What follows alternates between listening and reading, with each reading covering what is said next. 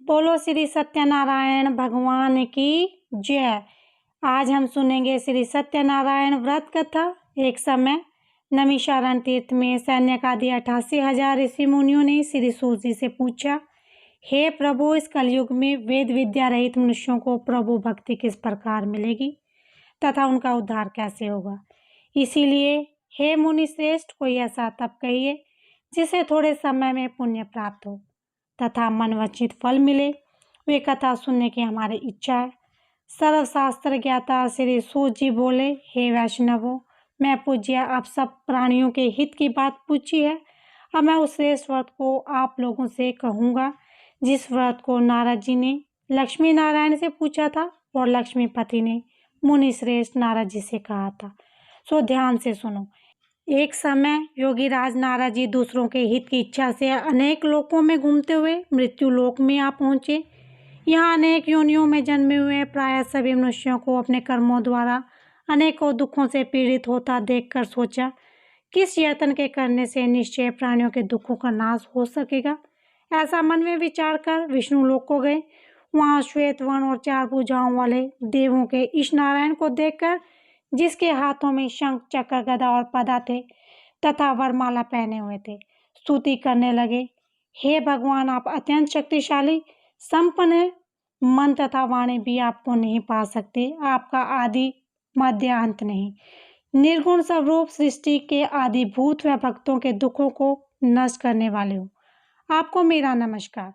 नारद जी से इस प्रकार की स्तुति सुन विष्णु भगवान बोले, हे मुनि श्रेष्ठ, आपके मन में क्या है? आपका किस काम के लिए आगमन हुआ है? निसंकोच कहो। तब नारद जी बोले, मृत्युलोक में सब मनुष्य जो अनेक योनियों में पैदा हुए हैं, अपने अपने कर्मों के द्वारा अनेक प्रकार के दुखों से दुखी हो रहे हैं। हे नाथ, मुझ पर दया रखते हुए बताए कि उन मनुष्यों के सब दुख थोड़े से ही प्रयत्न से कैसे दूर हो सकते हैं।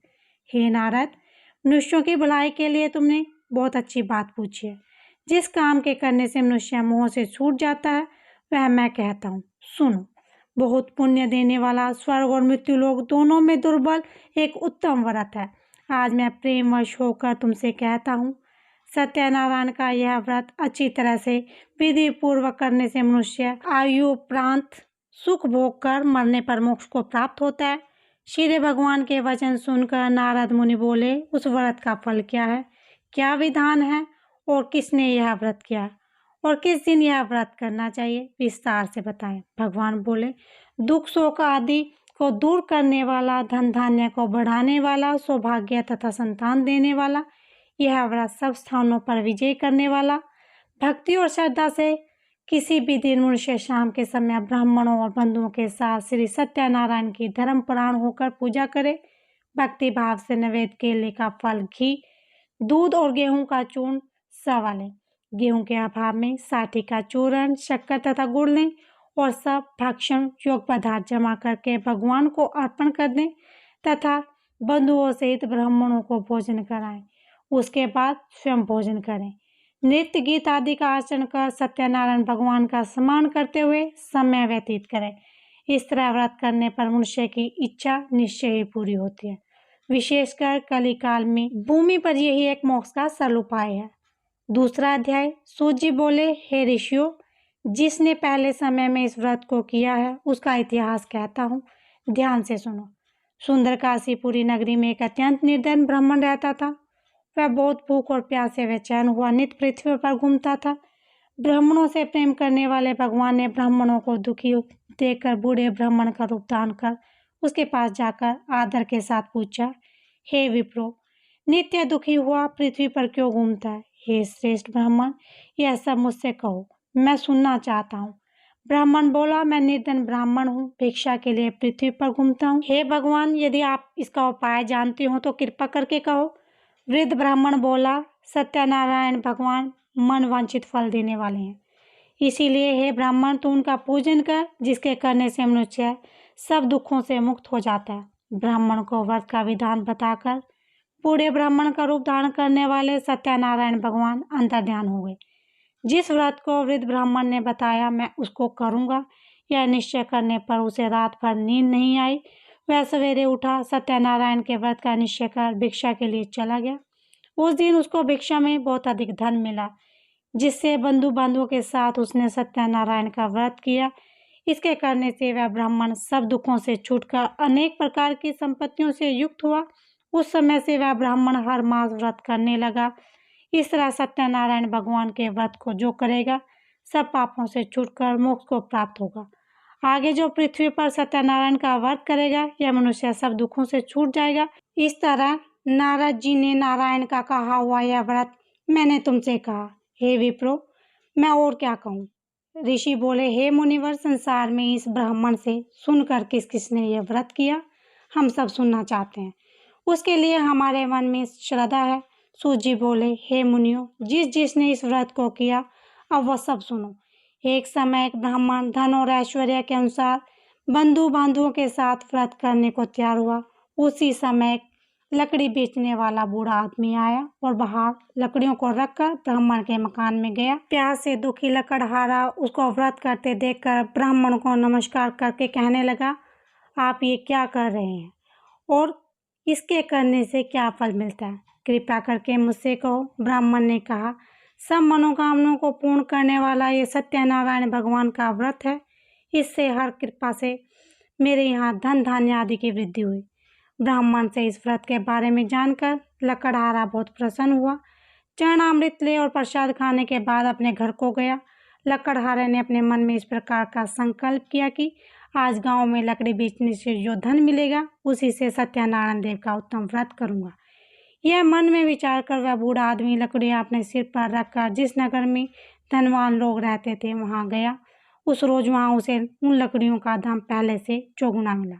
तब वह बूढ़ा लकड़हारा दाम लेकर और अति प्रसन्न हो पक्के केले की फली, शक्कर, घी, दूध, दही और गेहूं का चूर्ण इत्यादि सत्यनारायण भगवान की व्रत की कुल सामग्री को लेकर अपने घर को गया।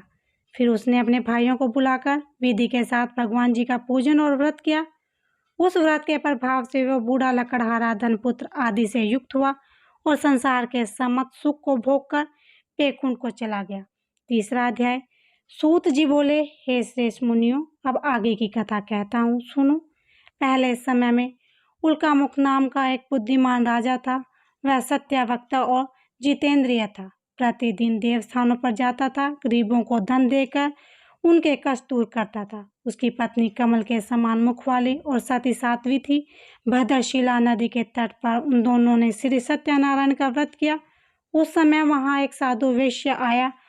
उसके पास व्यापार के लिए बहुत सा धन था। वह नाव को किनारे पर ठहराकर राजा के पास आ गया और राजा को व्रत करते हुए देखकर विनय के साथ पूछने लगा, हे राजन, भक्ति युक्त चित्त से ये आप क्या कर रहे हैं? मेरी सुनने की इच्छा है, सो आप मुझसे बताएं। राजा बोला, हे साधु, अपने बंधुओं के साथ पुत्र प्राप्ति के लिए महाशक्तिवान सत्यनारायण भगवान का व्रत पूजन किया जा रहा है। राजा के वचन सुनकर साधु आदर से बोला, हे राजन, मुझसे इसका सारा विधान कहो, मैं भी आपके कथनानुसार इस व्रत को करूँगा। मेरे भी कोई संतान नहीं है और इसे निश्चय ही होगी। राजा से सब विधान सुनकर व्यापार से निवृत्त हो वह आनंद के साथ घर गया। साधु ने अपनी पत्नी से संतान देने वाले इस व्रत का समाचार सुनाया और कहा कि जब मेरी संतान होगी तब मैं इस व्रत को करूँगा। एक दिन उसकी पत्नी लीलावती पति के साथ आनंदित हो संसारी धर्म से प्रवृत्त हो सत्यनारायण भगवान की कृपा से गर्भवती हो गई तथा 10वें महीने में उसके एक सुंदर कन्या का जन्म हुआ। दिनों दिन वह इस तरह बढ़ने लगी जैसे शुक्ल पक्ष का चंद्रमा बढ़ता है। कन्या का नाम कलावती रखा गया। तब लीलावती ने अपने पति से कहा, आपने संकल्प लिया था कि भगवान का व्रत करूँगा, अब आप उसे करिए। साधु बोला, हे प्रिय, इसके विवाह पर करूँगा। इस प्रकार अपनी पत्नी को आश्वासन दे वह नगर को गया। कलावती पितृगृह में वृत्ति को प्राप्त हो गई। साधु ने जब नगर में सखियों के साथ अपनी पुत्री को देखा तो तुरंत दूत को बुलाकर कहा, पुत्री के लिए कोई सुयोग वर देकर लाओ। साधु की आज्ञा पाकर दूत कंचन नगर पहुंचा और वहां पर खोज और देखभाल कर लड़की के लिए सुयोग वणिक पुत्र को ले आया। उस योग लड़के को देखकर साधु ने अपने बंधु बांधवों सहित प्रसन्नचित हो अपनी पुत्री का विवाह उसके साथ कर दिया। किंतु दुर्भाग्य से विवाह के समय भी उस व्रत को करना भूल गया। तब श्री भगवान क्रोधित हो गए और श्राप दिया कि तुम्हें दारुण दुख प्राप्त हो। अपने कार्य में कुशल साधु बनिया जब माता सहित समुद्र स्थित रतनपुर नगर में गया और वहां दोनों ससुर जमाई चंद्रकेतु राजा के उस नगर में व्यापार करने लगे। एक रोज भगवान सत्यनारायण की माया से प्रेरित कोई चोर राजा का धन चुराकर भाग रहा था, किंतु राजा के दूतों को आता देखकर चोर ने घबराकर भागते हुए राजा के धन को वहीं चुपचाप रख दिया जहां वो ससुर जमाई ठहरे हुए थे। तब दूतों ने उस साधु वेश्या के पास राजा के धन को रखा देखा और वे दोनों को बांध कर ले गए और राजा से बोले, ये दो चोर हम पकड़ लाए। तब राजा की आज्ञा अनुसार उनका कठोर कारावास में डलवा दिया और उनका सारा धन छीन लिया। सत्यनारायण भगवान के श्राप द्वारा उनकी पत्नी भी घर पर बहुत दुखी हुई। उनके घर पर जो भी धन रखा था उसे चोर चुरा कर ले गए। शारीरिक और मानसिक पीड़ा तथा भूख प्यास से अति दुखी हो अन्न की चिंता में कलावती एक ब्राह्मण के घर गई। वहाँ उसने सत्यनारायण भगवान का व्रत होते देखा, फिर कथा सुनी तथा प्रसाद ग्रहण करके रात को घर वापस आई। माता ने कलावती से कहा, हे पुत्री, अब तक कहाँ रही? कलावती बोली, हे माता, मैंने एक ब्राह्मण के घर में श्री सत्यनारायण भगवान का व्रत देखा है। कन्या के वचन सुनकर लीलावती भगवान के पूजन की तैयारी करने लगी। लीलावती ने परिवार और बंधुओं सहित श्री सत्यनारायण भगवान का पूजन किया और वर मांगा कि मेरे पति और दामाद शीघ्र घर आ जाएं। साथ ही प्रार्थना की, हम सबका अपराध क्षमा करो। सत्यनारायण भगवान इस व्रत से संतुष्ट हो गए और राजा चंद्रकेतु को स्वप्न में दर्शन देकर कहा, हे राजन, दोनों वेश्यों को प्रातः ही छोड़ दो और सारा धन जो तुमने ग्रहण किया है उन्हें दे दो, नहीं तो मैं तुम्हारा धन, राज्य, पुत्र आदि सब नष्ट कर दूंगा। राजा के ऐसे वचन कहकर भगवान अंतर्ध्यान हो गए। प्रातःकाल राजा चंद्रकेतु ने सभा में अपना स्वप्न सुनाया। फिर दोनों वणिक पुत्रों को कैद से मुक्त कर सभा में बुलाया। दोनों के आते ही राजा को नमस्कार किया। राजा मीठे वचनों से बोला, हे महानुभावों, भाग्यवश ऐसा दुख प्राप्त हुआ है, अब तुम्हें कोई भय नहीं। ऐसा कहकर राजा ने उनको नए वस्त्र आभूषण पहनाए तथा उनका जितना धन लिया था उसे दुगना धन देकर आदर सत्कार सहित विदा किया। दोनों वैश्य अपने घर को चल दिए। चौथा अध्याय। सूजी बोले, वैश्य ने मंगलाचार करके यात्रा आरंभ की और अपने नगर को चल दिया। उसकी थोड़ी दूर निकलने पर दंडी वेश्याधारी सत्यनारायण भगवान ने उनसे पूछा, हे साधु, तेरी नाव में क्या? अभिमानी वणिक हंसता हुआ बोला, हे दंडी, आप क्यों पूछते हो? क्या धन लेने की इच्छा है? मेरी नाव में तो बेल और पत्ते भरे हैं। वैश्य का कठोर वचन सुनकर भगवान ने कहा, तुम्हारा वचन सत्य हो। दंडी ऐसा कहकर वहां से दूर चले गए और कुछ दूर जाने पर समुद्र के किनारे बैठ गए।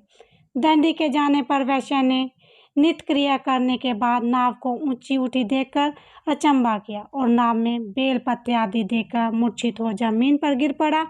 फिर मूर्छा खुलने पर अत्यंत शोक प्रकट करने लगा। तब उसका दामाद बोला कि आप शोक ना करें, यह दंडी का श्राप है। अंततः उसकी शरण में चलना चाहिए, तभी हमारी मनोकामनाएं पूर्ण होगी। दामाद के वचन सुनकर वो दंडी उसके पास पहुंचा और अत्यंत भक्ति भाव से नमस्कार करके बोला, मैंने जो आपसे असत्य वचन कहे थे उनको क्षमा करो। ऐसा कहकर महान शोक का अवतार हो रोने लगा। तब दंडी भगवान बोले, हे वणिक पुत्र, मेरी आज्ञा से तुम्हें बार बार दुख प्राप्त हुआ है, तुम मेरी पूजा से विमुक्त हुआ। साधु बोला, हे भगवान, आपकी माया से मोहित ब्रह्मा आदि भी आपके रूप को नहीं जानते, तब मैं अज्ञानी कैसे जान सकता हूँ? आप प्रसन्न होइए, मैं समर्थ के अनुसार आपकी पूजा करूँगा, मेरी रक्षा करो और पहले के समान नौका में धन भर दो। उसके भक्ति भाव युक्त वचन सुनकर भगवान प्रसन्न हो उसकी इच्छा अनुसार वर देकर अंतर्ध्यान हो गए। तब उन्होंने नाव पर आकर देखा कि नाव धन से परिपूर्ण है। फिर वह भगवान सत्यनारायण का पूजन कर अपने साथियों सहित नगर को चल दिए। जब अपने नगर के निकट पहुंचे तब दूत को घर भेजा। दूत ने साधु के घर जाकर उसकी पत्नी को नमस्कार कर कहा कि साधु अपने दामाद सहित उस नगर के समीप आ गए हैं। ऐसा सुनकर साधु की पत्नी ने बड़े हर्ष के साथ सत्यदेव का पूजन कर पुत्री से कहा, मैं अपने पति के दर्शन को जाती हूँ, तो कार्य पूर्ण कर शीघ्र आ। माता के ऐसे वचन सुनकर कलावती प्रसाद छोड़कर पति के पास गई। प्रसाद की अवज्ञा के कारण सत्यदेव ने रुष्ट हो उसके पति को नाव सहित पानी में डुबो दिया। कलावती अपने पति को न देखकर रोती हुई जमीन पर गिर गई। इस तरह नौका में डूबा हुआ तथा कन्या को रोता हुआ देख साधु दुखी हो बोला, हे प्रभु, मुझसे या मेरे परिवार से जो भी भूल हुई है उसे क्षमा करो। उसके दीन वचन सुनकर सत्यदेव प्रसन्न हो गए और आकाशवाणी हुई, हे साधु, तेरी कन्या मेरे प्रसाद को छोड़कर आई है, इसीलिए उसका पति अदृश्य हुआ है। यदि वो घर जाकर प्रसाद खाकर लौटे, इसे पति अवश्य मिलेगा। ऐसी आकाशवाणी सुनकर कलावती ने घर पहुंचकर प्रसाद खाया, फिर आकर पति के दर्शन किए। तत्पश्चात साधु ने बंधुओं सहित सत्यदेव का विधि विधान पूर्व पूजन किया। इस दिन से वो पूर्णिमा को सत्यनारायण का पूजन करने लगा। फिर इस लोक का सुख भोग कर अन्य लोग स्वर्लोक को गया। 5वां अध्याय। सूत जी बोले, हे ऋषियों, मैं और भी एक कथा कहता हूँ, सुनो। प्रजापालन में लीन तुंगध्वज नाम का राजा था। उसने भी भगवान का प्रसाद त्याग कर बहुत दुख पाया। एक समय वन में जाकर वन्य पशुओं को मारकर बड़ के पेड़ के नीचे गाया। वहां उसने ग्वाले को भक्ति भाव के बंधुओं से सत्यनारायण जी का पूजन करते देखा। राजा देखकर भी अभिमानवश वहां नहीं गया और न ही नमस्कार किया। तब ग्वालों ने भगवान का प्रसाद उसके सामने रखा। वो प्रसाद त्याग कर अपनी सुंदर नगरी को चला और वहां अपना सब कुछ नष्ट पाया। तो वो जान गया कि ये सब कुछ भगवान ने किया। तब वो ग्वालों के समीप गया और विधि पूर्वक पूजन का प्रसाद खाया तो सत्यदेव की कृपा से पहले जैसा हो गया वैसे ही हो गया। फिर दीर्घकाल तक सुख भोग कर मरने पर स्वर्लोक को गया। जो मनुष्य इस परम दुर्लभ व्रत को करेगा, भगवान की कृपा से उसे धन धान्य की प्राप्ति होगी। निर्धन धनी और बंदी बंधन से मुक्त होकर निर्भय हो जाता है। संतानहीनों को संतान की प्राप्ति होती है तथा सब मनोरथ पूर्ण होकर अंत में वैकुंठ धाम को जाता है। जिन्होंने पहले इस व्रत को किया, अब उनके दूसरे जन्म की कथा कहता हूँ। वृद्ध सतानंद ब्राह्मण ने सुदामा का जन्म लेकर मोक्ष पाया। उल्का मुख नाम का राजा दशरथ होकर वैकुंठ को प्राप्त हुआ। साधु नाम के वेश्या ने मोरध्वज बनकर अपने पुत्र को और से चीर मोक्ष को प्राप्त किया। महाराज तुंगध्वज ने स्वयंभू होकर भगवान से भक्ति युक्त कर्म कर मोक्ष प्राप्त किया। बोलो सत्यनारायण भगवान की जय।